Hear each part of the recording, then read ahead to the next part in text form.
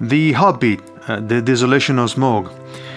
The Hobbit, or There and Back Again, is a series of epic fantasy novels written by John Tolkien between 1937 and 1949, and it was adapted as a trilogy of films set in New Zealand by Peter Jackson between 2012 and 2014.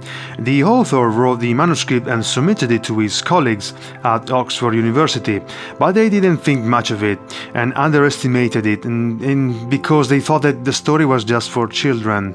But this is exactly what Tolkien intended it to be, and Bilbo, as a small person leaving home for a larger world, is in some ways a typical fairy tale hero. In a certain way, Bilbo's adventure could be considered as a typical Bildungsroman, that is, a novel where the main character grows up and matures through a lot of adventures, sentimental or heroic or dangerous, as is in the case of The Hobbit. Tolkien stated in his letters that he was interested in heroic legends on the brink of fairy tale, and so when he could even consider a comparison with the character of Little Riding Hood, because she gains in some experience by going through the woods and facing her grandma's death, which is a terrible accident, a traumatic event, surviving the fierce wolf thanks to her intelligence. But the difference is that this is a fairy tale, and The Hobbit is a novel where the main character has more psychological introspection. Bilbo Baggins, who is a hobbit, that is, a creature very similar to a dwarf but not quite like it. Tolkien described it as a still human. In fact, it is short but has very big feet, hairy feet, and it's not warrior-like, so it's very calm. Chubby means that he's eating probably too much, living basically as a farmer. The hobbits are living basically in the countryside, and they live as a farmer basically. Bilbo has been sent by Thorin Oakenshield to recover the gem called the Arkenstone, which was discovered by his father under the Lonely Mountain, and it represents the power and the pride of these people, which was stolen by Smaug the dragon. The Lonely Mountain used to be Thorin's home before the dragon laid waste to all the lands around it. Thorin's surname, Oakenshield, refers to the tree, which is simple and relatively common, but very strong and reliable, and the shield, which refers to the courage of the warrior. Bilbo is looking for the precious jewel, but the amount of riches hoarded by the sleeping dragon is too overwhelming, and the hobbit doesn't know where to look for it. It doesn't know where the gem is because there are too many coins, too many precious objects and jewels, so he doesn't know where to look for it. When Smaug wakes up, Bilbo tries to disappear by using the One Ring, which makes him invisible. The One Ring was created by order of the Dark Lord Sauron, which is represented by the all-seeing evil snake eye of fire on top of the Dark Tower, and is very clearly associated to the Eye of the Dragon in the editing that the director Peter Jackson chose for the scene. So we can see directly the Eye of the Tower on the tower and the Eye of the Dragon, and they are linked together by way of editing. So you have one scene and the other scene. So basically it's telling us that the principle of evil, this evil principle, this root of evil is connected with Sauron and the Smaug, the dragon, so they are in some way connected. The One Ring was created by the Dark Lord Sauron because he wanted to dominate all the people, all the lands. So it's his creation. It was lost, but he needs it. He wants it back. So there's an associated quest with this finding of this ring and destroying of this ring. But for the moment, we see that the dragon, his evil eye, is the same as the one from Sauron. Even the poster for the trilogy has the One Ring inscribed in the door of the Hobbit's country house, because this ring is the center of Bilbo's and later Frodo's epic quest to destroy it, to save Middle-earth. So in order to save Middle-earth, the ring has to be destroyed, and it's the quest both of Bilbo and then later Frodo. Frodo comes later in the story. They are related, so they are, but Frodo is the final destroyer of the ring. But in the beginning, the ring is in the hands of Bilbo. He finds it, so it's his ring for the moment. The physical battle to destroy this ring is as important as the psychological conflict over the possession of the ring itself, which changes everyone from Gollum to Bilbo and finally Frodo, because they struggle as much as within themselves as they do with external forces. So this is connected to the Bildungsroman that we said before. So basically the protagonist, the main character, has to struggle not only with external forces, with the dragons, evil spirits, etc., but also with himself, to overcome the temptation and the desire. Everyone that is in contact with this ring has to struggle in one way or the other. Lady Galadriel, Gandalf, even the wise men, wise women, for example, Galadriel or Gandalf, they had to resist the temptation to actually use the ring for whatever reason, even if they are right or even if they are wrong. So they have to fight with external forces as much as they have to fight with themselves when they have to destroy this ring. In the movie scene, Bilbo is invisible, but the dragon can smell him. Okay, this is very similar to the book, to the comics, and also to the scene in the movie. This is an element, a very important element, because the dragon says, "But there one more smell they could not make it out at all, Hobbit smell." So evidently this Hobbit is not exactly human, but he's not a monster. It has a particular smell, and the dragon cannot see him because he's invisible. He's wearing the ring. The ring gives you the possibility to be invisible, but the dragon can smell the person, the Hobbit in this case. In fact, Smaug is intrigued and curious about Bilbo, but at the same time very suspicious. Even though dragons may not have much real use for all their wealth, because he had this much wealth accumulated through the years, basically for nothing, just for the power, just for the sake of it. Because dragons, they don't use money, they don't need money, they're just animals or mythical creatures, unexistent creatures, so they don't need actual money or riches. Smaug calls him thief. So somebody who steals things, basically, that's it. Many times he is being called thief. Frodo, and later, before him, Bilbo, and later also Frodo, they were accused of stealing the ring, stealing the power. So Smaug calls him thief. Many times he's called, all he thinks about is power and material wealth. So he cannot conceive anybody else or doing anything else inside his cave. If there is somebody in the cave, in his lonely mountain, that must be because they are thieves. Okay, actually the character of Smaug is completely obsessed by taking power and oppressing other people, to the point of living alone, hidden in a mountain, buried in his stolen treasure, accumulated year after year. So Smaug is there alone under this lonely mountain. Nobody goes there, he's living there, sleeping there, all the wealth of the land is there, the gold and everything, and nobody's going there. Everyone is hidden under the mountain. That's why the title of the novel refers to the desolation of Smaug, because the dragon is alone, so desolate, alone. No one lives with him in the abandoned mines under the mountains, and all the people whose villages were pillaged, okay, by him are desolate, and the people are poor, even if they used to be rich. So basically all the land is being devastated, is being rendered poor, and all the riches are eaten away. Even though the dragon doesn't use those riches, doesn't use the gold, so he's alone in the mountain, and everybody is desolate. The land is desolate, the situation is desperate. So that's why it's the desolation of Smaug.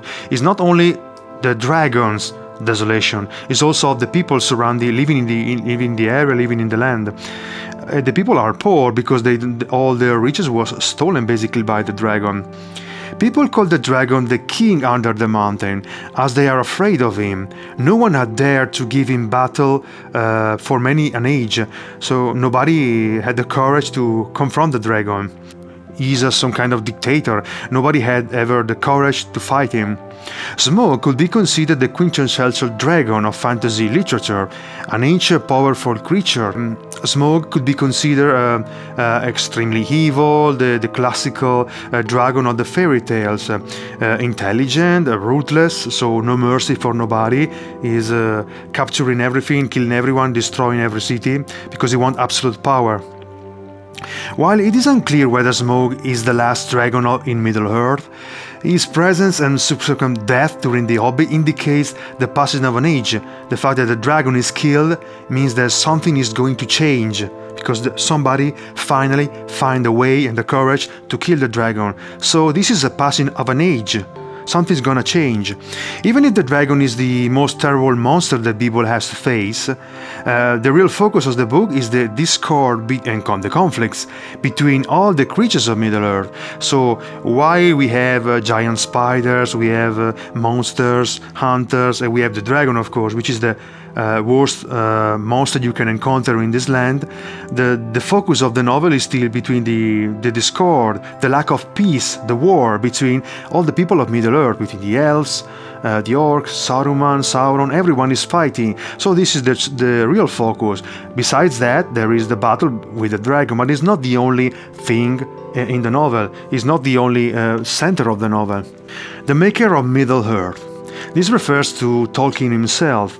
The novel Middle-earth is the setting of the novels of Tolkien, and in this mythical land, or secondary world as Tolkien called it, exists only in the mind, and that's why the genre is called fantasy. So Tolkien was very keen talking about this secondary world, and even his son Christopher Tolkien specified that this is a kind of his invention. I mean, he believed in this secondary world, and is only in the fantasy, so that's why in the mind. So that's why the genre is called fantasy.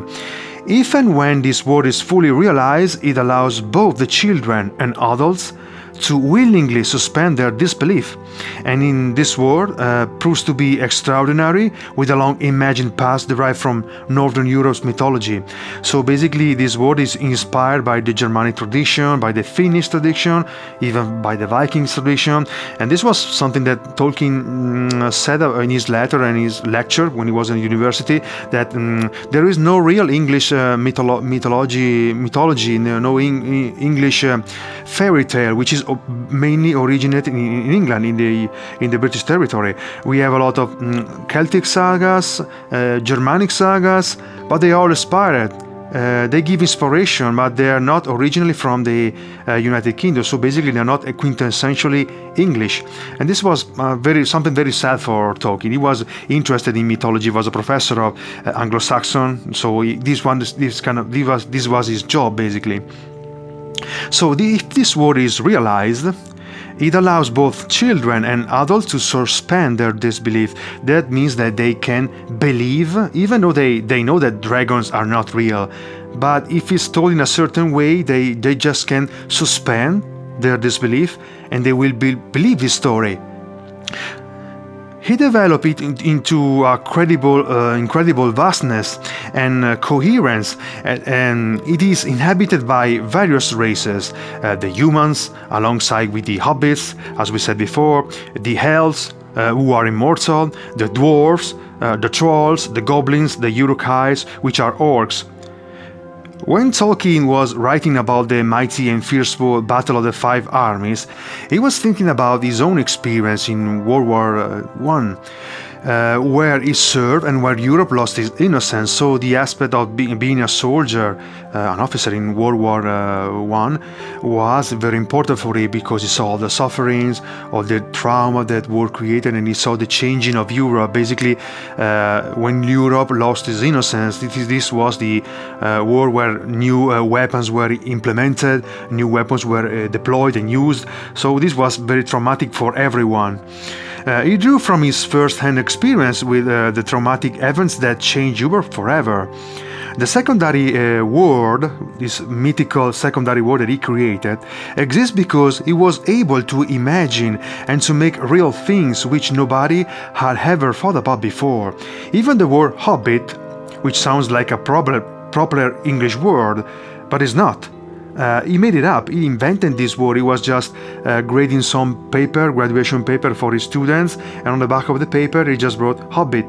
and he started to write The Hobbit lives in a hole in the ground, and this was the sort of inspiration. He said that names were always a supreme source of inspiration for him. So he wrote this Hobbit, which is an invented word. It doesn't exist in the English vocabulary except now, today, because after the incredible Tolkien mania that developed in the United States when the first edition came out, and the craziness about the 2012 movies and all the release and all the copies that were sold. For example, The Hobbit sold more than 100 million copies around the world. So the success was incredible. New Line Cinema decided to invest in a trilogy. It means 3 movies, 3 very long movies set in New Zealand with a very excellent cast, and another 3 movies, another trilogy. So you can see it's very known. But this word Hobbit now every day, probably the people that are reading fantasy know what you're talking about, but also because it is entered basically our culture, is basically part of our pop culture, our popular culture. But technically, Hobbit is not an English word. It doesn't exist. He made it up. Apparently, when he was in Oxford University, he jotted a few enigmatic words about a hobbit on the back of an examination paper he was grading. Basically, this is the story how it happened.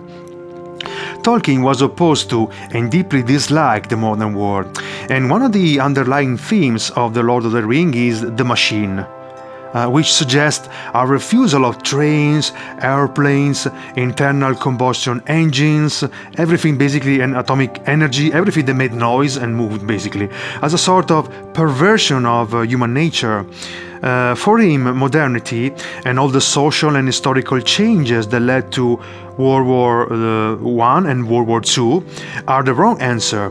The machine, as he called it, was what he led humanity to: enslavement, coercion, and domination. So he was not merely anti-technology, but he was aware that the way the world was developing was wrong for humanity. He was deeply disliking what he saw around him, with all this new atomic energy, with the potential of destroying the world, with these new combustion engines polluting the air. He was very opposed to that. He was very considering those means of coercion, means forcing people against their will. Okay, basically dominating people. It was a means for dominating people.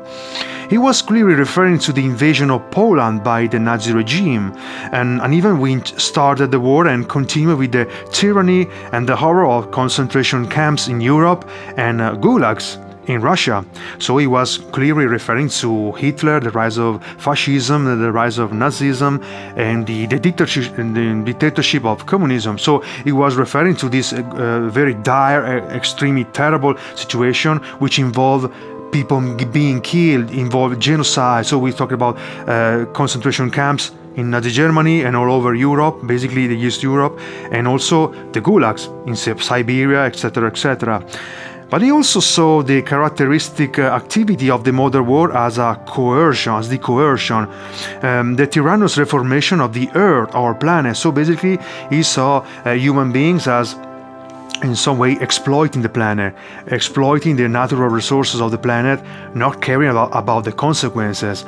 In a certain way, he was engaged politically, yes, but not exactly. More, he was engaged for our environment. So he was aware that this model of consumption of our natural resources was destined to end, to consume everything. Okay, he saw this characteristic activity as a sort of coercion, forcing nature and forcing human being, and destroying basically the planet. We can clearly see this disdain in the comparison of the idyllic life of the Shire, where the hobbits live, and the internal forge, where the Uruk-hais are created like maniacal, murderous golems in the hands of Saruman, Gandalf's arch-nemesis, and Sauron's puppet. So we have Saruman, this mage, which became Sauron's puppet, is controlled by the evil lord, and is making these orcs, is creating them almost from like golems, by creature from the mud. Is creating these monster orcs. They are supposed to be his army. So they are arming themselves. They are creating an army to invade and destroy what is peaceful and idyllic. The Shire is basically the countryside where everybody knows each other, everybody is happy, there is more an agricultural economy, so there are no factories and no pollutions, everything is grey and sunny and yellow, flowers everywhere, and not as grey with the mud, with the smell that you can find in Isengard, where Sauron lives basically, and is constructing, building his army literally from the ground. He's creating these monsters basically. The hill where the hobbits live is mostly comfortable, and all the hobbit holes are carved in the sides of the hill like rabbits' lairs. They are tunnels with little doors that open out to fields, gardens and green meadows. So the Shire, or the hill where the hobbits live, is a peaceful place where everything is comfortable, no particular problem, everything is serene, okay, life is very easy, serene, probably they are working, okay, but everything is fine and serene. There are fields, gardens, meadow, flowers. On the contrary, in Isengard, everything is grey and unnaturally excavated and built underground, and the atmosphere is oozy and smelly, so everything smells, there's mud everywhere, liquid stuff going around, everything is underground, it's dark, there is no sun, everything is grey, and everything is kind of carved in nature, just like nature has been forced to do that. Nature has been coerced, has been forced in some way, because the Uruk-hais are being created, and everybody's almost like extracting from the soil precious elements, precious substances. Whereas the hobbits are good-natured, chubby farmers growing plants in nature, the noise of the forge, where the mindless, blood-tainted minions are building weapons, is deafening, and nature is just exploited with a hellish fire, melting the metals ripped out from the earth. So there is this sense of coercion, ripping the earth, ripping it apart, and extracting metals and precious minerals, and creating noise and creating pollution, because all the Uruk-hais have to be created, all the orcs have to be created. According to the writer, this machine, he refers to this machine, he had this kind of a avulsion, this repulsion, this hate for the machine, what he called the machine. And this machine, which means the constructing, the building, the destroying of nature, this machine, which actualizes the desire of humanity to dominate nature and consequently other human beings. On a mythological level, the One Ring, this powerful magical thing, is basically represented like a machine. The quest, the desire, the desire to consume and to coerce people, the desire for power, is symbolized in the ring. The ring is the machine, basically. Tolkien is telling us that the ring is the machine, is the new desire to conquer, to invade part of Germany, and then invade Poland, and then starting World War II. This is referring to what happened in history. So this is a fantasy novel that has very deep roots in our reality, what was happening in Tolkien experience, but also in our experience. Is the burning, this machine, this ring, is the burning and maddening desire for power that consumes itself, rendering anyone mad. Anyone who is in contact with the ring runs the danger of going mad. Gandalf, even the wise old grey man, the sage, the wizard, the man who has experience, has a kind heart toward everyone, has to resist the temptation of taking the ring and using for the good.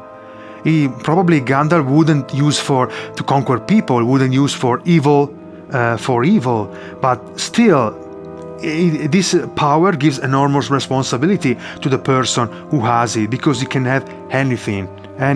So even if you are good, a good-hearted man, a wise man, it's extremely dangerous. Even Gandalf and also the Galadriel, they have to resist the temptation on having this ring, because this ring is the concept of power, the desire, the final reach of the ultimate power.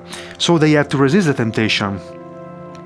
The ring is the ultimate machine because it was made by Sauron to coerce. That's why it has to be destroyed.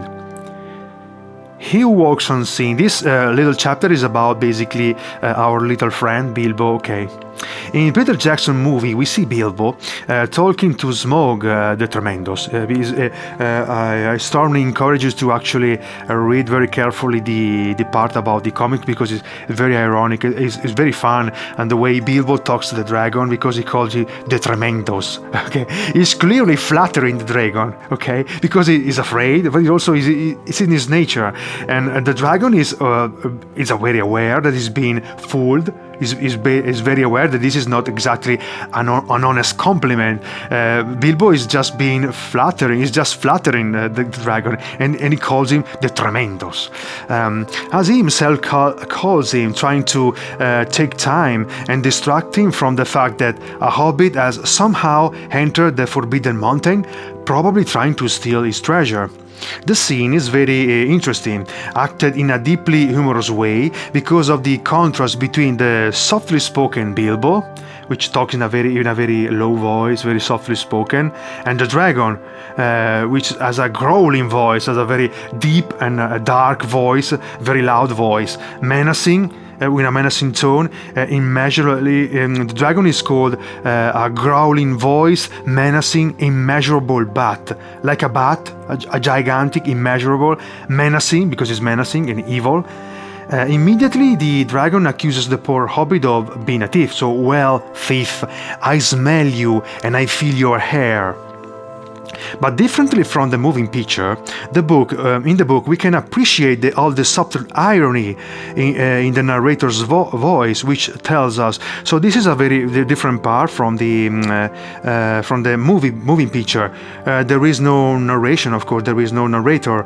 There is in the comics, which is basically all the exact word that you can find in the book, but it's impossible to have this narration in the movie, so it was just cut out. This ironic part, this ironic tone was actually left out. So Peter Jackson decided to actually reintroduce this irony by making a comparison, the contrast, if you want, between Bilbo, the softly spoken little man, and the gigantic bat, menacing and evil with a growling voice.